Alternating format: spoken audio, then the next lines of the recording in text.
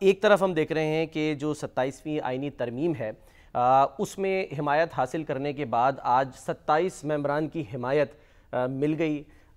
جناب یعنی Peoples party کے جو رہنما تھے ان کو، فیصل راٹھور صاحب کو، اور وہ اب آزاد کشمیر کے نئے وزیر اعظم منتخب ہو گئے ہیں۔ جو تحریک عدم اعتماد تھی چودھری انوار الحق صاحب کے خلاف، وہ کامیاب ہو گئی ہے 36 ووٹوں سے۔ اب ظاہر ہے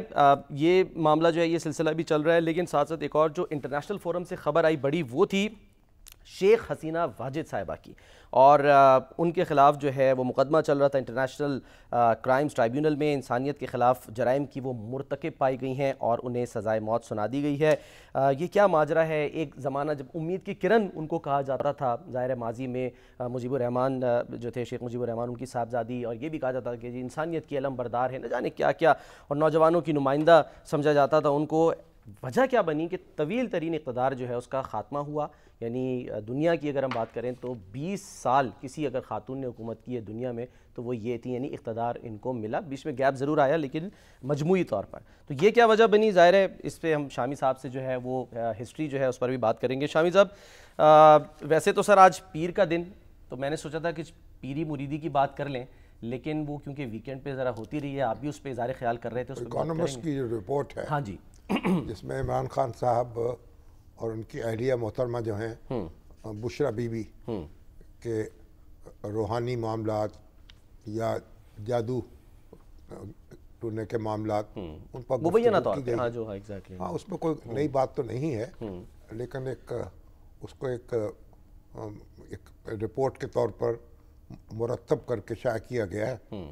تو بہت سی ایک تاثر نیا قائم ہو گیا اس کا۔ تو بہرحال اس پہ گفتگو کریں گے، لیکن آزاد کشمیر میں اب پیپلز پارٹی برسر اقتدار آ چکی ہے، جی سر، اور جو چودھری انوار صاحب تھے وہ ڈٹے ہوئے تھے، آخری وقت تک ڈٹے رہے وہ، کہ ان کی میجورٹی ختم ہو چکی تھی، لیکن انہوں نے استعفیٰ نہیں دیا، اور تحریک عدم اعتماد کے ذریعے ان کو شکست دی گئی۔ اب میرا خیال ان کے تو کوئی کم 8 ووٹ ملے ان کو، کن کو؟ نہیں، 38 سرکار نہیں، ان کے خلاف، ہاں جی ایگزیکٹلی، ان کے خلاف ملے نا، بالکل، ہاں، تو ان کے تو 8 حامی تھے وہاں جو موجود تھے، بالکل، تو پتہ نہیں کس برتے پہ پھر وہ ڈٹے رہے۔ لیکن ایک مبصرین کا کہنا ہے کہ جو 27ویں ترمیم ہے نا، جی جی، اس کی منظوری کے ساتھ یہ مشروط تھی، صحیح ہے کہ بھئی یہ منظور ہو جائے گی، ٹھیک ہے، تو پھر یہ ان کو یہ ٹافی یا برفی یا لڈو پیش کیے جائیں گے، یعنی آپ 27ویں پر حمایت کریں، ہم بھی 27 آپ کو دے دیں گے۔ تو 27ویں پر انہوں نے اپنا ایڑی چوٹی کا زور لگایا، 27ویں ترمیم منظور کرائی، اور اس کے بعد پھر اس خوشی میں ان کو اب اقتدار مل گیا ہے آزاد کشمیر کا،